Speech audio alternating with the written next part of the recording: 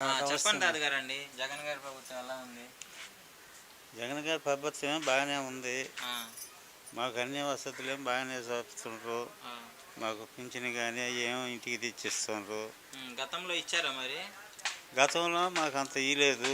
ఆ, మనకు జగనన్న వచ్చినాక మాకు ఒకరు మెరుగ్గా చేశాడు. ఆ, చేసి మాకు ఏది ఇబ్బంది అయినా మాకు చేస్తానన్నాడు. ఈ భూమి బుట్ట పట్టాలు ఏమంటే మేము కొంతమందికి రైతులకి ఇచ్చారు. ఆ. మా బోట్ లేబర్ మేము ఇయ్యాల చుట్టూ తిరిగి అడుగుతూ ఉంటే చేస్తాం అంటామన్నారే కానీ మాకేం చేయలే.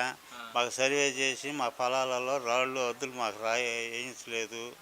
మేమేం తిరుగుతున్నాం. రైతులకేం వేశారు, మా లేబర్కి ఏం వేయలేదు. మేము ఈ రకంగా నానా శ్రమ పడుతున్నాము. ఒక ఇద్దరు ఆడపిల్లకాయలు నాకు, ఒక మగ పిల్లలు. పిల్లకాయలు పెళ్ళిళ్ళు చేసుకొని ఒక 30 సెంట్లు చేను అమ్ముకొని పెళ్ళిళ్ళు చేసుకుని అమ్మిన దానికి ఆ రిజిస్ట్రేషన్ పత్రం ఇస్తేనే, కాగితాలు ఇస్తేనే కొరవ డబ్బులు కడతాను అంటున్నాడు కొన్న రైతు. ఈ చుట్టూ తిరిగితే చేస్తాం అంటే మాకు ఏ ఆరాధన చేయట్లేదు. రైతులకేమో చేస్తున్నారు, మా బొట్టులనేమో వెనక్కి రేపు అంటేనే చెప్తాన్నారు. అది పరిస్థితి. జగన్ అన్న వచ్చినాక మాకు అన్ని సౌకర్యాలు బాగానే ఉన్నాయి. ఇది చిన్నగా మాకు ఏదన్నా కేసు వదరా బాగలేదు, అంబులెన్స్కి ఫోన్ చేస్తే చిన్నగా వస్తుంది, పోతున్నాం, చూపించుకుంటున్నాం. అన్ని వసతులేం బాగానే ఉన్నాయి. అంతకుముందు మాకు చంద్రబాబు హయాంలో మాకు ఏ ఆదరవు లేదు. వచ్చి కరెంటు ఎలగతామని కూడా పట్టపోగులే కరెంటు పెరికేసేది, నానా గాబరి చేస్తున్నాడు. ఇప్పుడు కరెంటు భయం అనేది మాకు లేకుండా మాకు బాగా వసతిగానే ఉంది. ఇది సంగతి. సరే, మరి నెక్స్ట్ మీకు ఎవరు వస్తే బాగుంటుంది అనుకుంటున్నారు? మాకు నెక్స్ట్ జగన్ అన్నే రావాలని మా కోరిక. జగన్ గారే కావాలి. ఆయన వస్తేనే మళ్ళీ మంచి జగన్ అన్నే రావాలని మా కోరిక ఉంది. బాబు గారు నేను ఓడిస్తాను, మీకు మంచి పథకాలు ఇస్తాను జగన్ గారి కంటే అని అంటున్నారు. ఏం పథకాలు ఇచ్చినా అప్పుడు రైతు భరోసా అన్నారు, రుణమాఫీ అన్నారు. రుణమాఫీ రైతులకే దానివల్లకి పోయిందే కానీ మాకేమీ పోలా.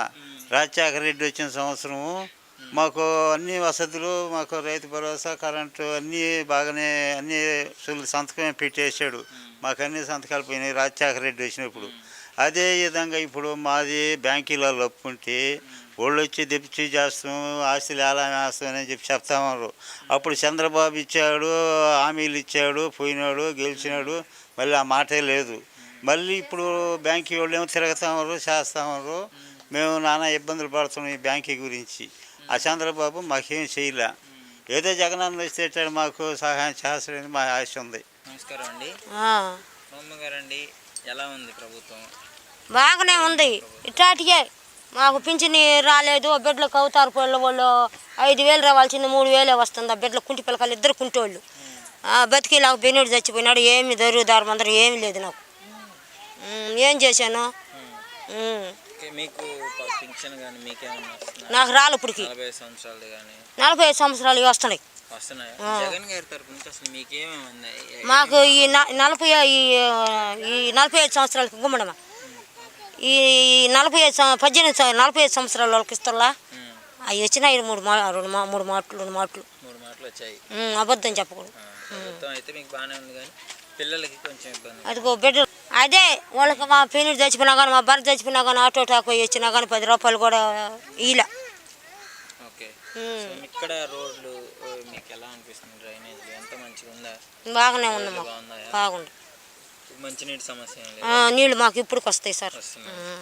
ప్రాబ్లం లేదు. మరి నెక్స్ట్ జగన్ గారు గెలిస్తే బాగుంటుంది అంటారా, లేదంటే ఇంకెవరైనా వస్తే బాగుంటుంది? మాకు జగన్ వస్తేనే బాగుంటుంది. జగన్ వస్తేనే గెలిపించుకుంటారా? గెలిపేసి మనం నేను ఒక్కదాన్ని